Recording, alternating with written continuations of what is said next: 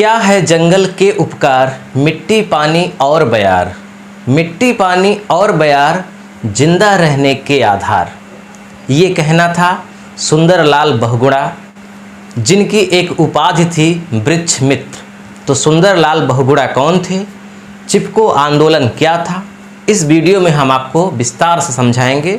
बहुत छोटा वीडियो है, ये हर भारतीयों को समझना चाहिए, क्योंकि ये जितने भी भारत में अभी तक आंदोलन हुए हैं, सबसे सार्थक आंदोलन मैं इसको कहता हूँ।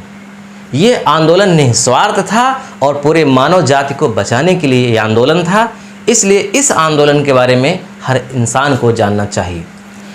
तो चिपको आंदोलन की शुरुआत 1973 में हुई। चमोली जिला, यह एक अहिंसक आंदोलन था और गांधीवादी आंदोलन था। 1970 के दशक में बहुत पेड़ वृक्ष काटे जा रहे थे कंपनी लगाने के लिए, बहुत सारे प्रयोजन के लिए। तो सुंदरलाल बहुगुणा के नेतृत्व में चमोली ज़िले की महिलाएं क्या करती थी कि जहां पे जब पेड़ कटने वाले होते थे, अधिकारी कर्मचारी जब पेड़ काटने के लिए जाते थे सरकार के, तो वहां पर जा कर के पेड़ों से वो लिपट जाती थी और कहती थी कि पहले हमें काटिए, उसके बाद पेड़ काटिए। यानी कि पेड़ों को बचाने के लिए, पर्यावरण को बचाने के लिए पेड़ों से वो लिपट जाती थी।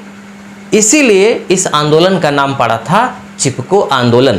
वर्तमान में उत्तर प्रदेश और उत्तराखंड में अगर कोई भी परीक्षा होती है स्टेट लेवल की, ऐसी कोई परीक्षा नहीं है जिसमें चिपको आंदोलन से प्रश्न न आता हो। एक आध प्रश्न जरूर रहता है कि चिपको आंदोलन क्या था।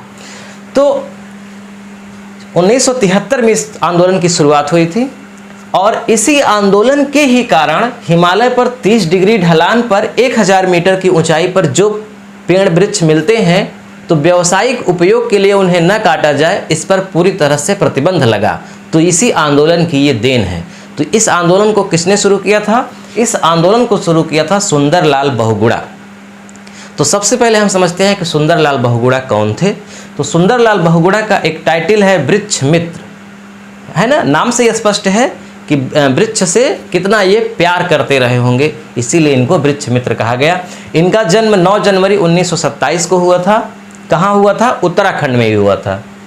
जो उस समय उत्तराखंड नहीं था, उस समय उत्तर प्रदेश का हिस्सा था। उत्तराखंड तो उत्तर प्रदेश से अलग होकर के सन 2000 में बना है। ये बहुत पहले की बात है। जब वो पैदा हुए थे 27 में और आंदोलन शुरू हुआ था 73 में, तब तक वो उत्तर प्रदेश का ही हिस्सा था। तो 9 जनवरी 1927 में जन्म हुआ था और इनकी मृत्यु 21 मई 2021 को ऋषिकेश में हुई कोरोना के कारण।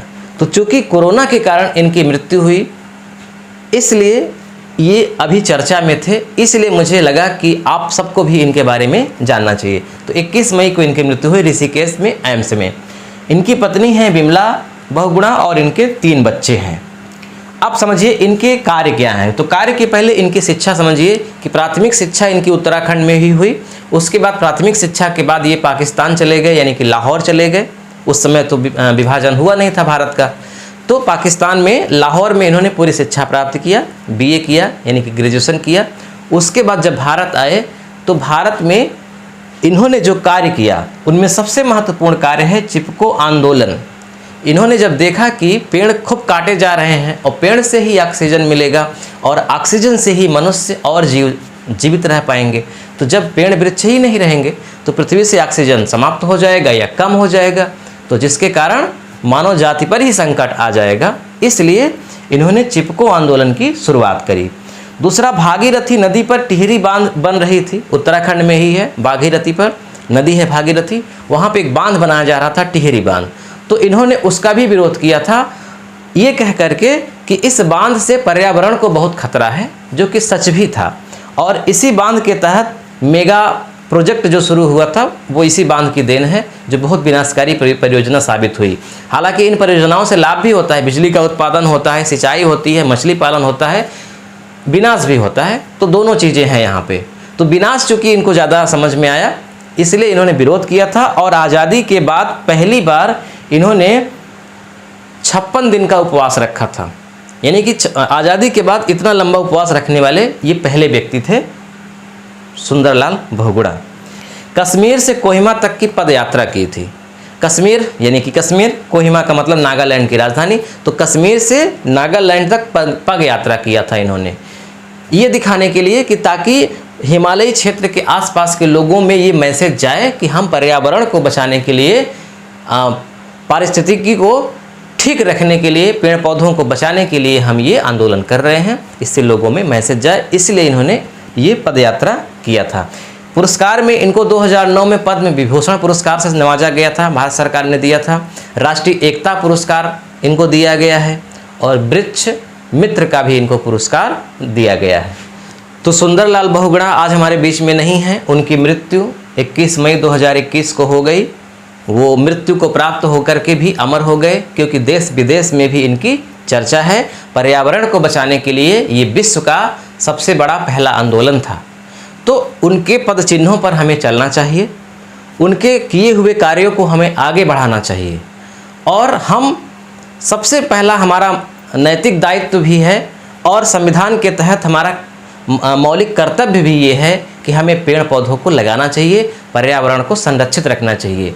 क्योंकि मनुष्य जब पेड़ पौधों को लगाता है तो सिर्फ वो अपना उपकार नहीं करता, अपने बच्चों के साथ वो उपकार नहीं करता, बल्कि वो पूरे मानव समाज के साथ उपकार करता है। क्योंकि पेड़ वृक्ष जो होते हैं वो ऑक्सीजन और फल किसी एक व्यक्ति को पहचान कर नहीं देते, उसका उपयोग सभी लोग करते हैं। पेड़ों पर पंछी बसेरा करती हैं, राह से चलते हुए राहगीर छाया लेते हैं। तो पेड़ पौधों से बहुत ही लाभ है।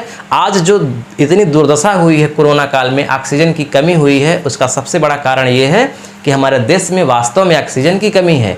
क्योंकि जो स्थल भाग होता है, स्थल भाग के 33% भाग पर वृक्ष होना चाहिए, लेकिन भारत के लगभग 23-24% भाग पर ही वृक्ष है। अगर इसका सही से सर्वेक्षण किया जाए तो इससे भी कम है। तो यानी 33 होना चाहिए, 33.5 सवा 33 होना चाहिए, लेकिन उससे भी कम है। तो पहले तो अभी हमको वहाँ तक ले जाना है, यानी इसके लिए हमें खूब वृक्ष लगाने हैं, खूब पेड़ पौधे लगाने हैं। उसके बाद उसके आगे जाएगा, 33 के ऊपर जाएगा। जब 33 के ऊपर जाएगा तब ऑक्सीजन हमारे देश में भरपूर हो जाएगा। यानी अभी ऑक्सीजन की किल्लत है।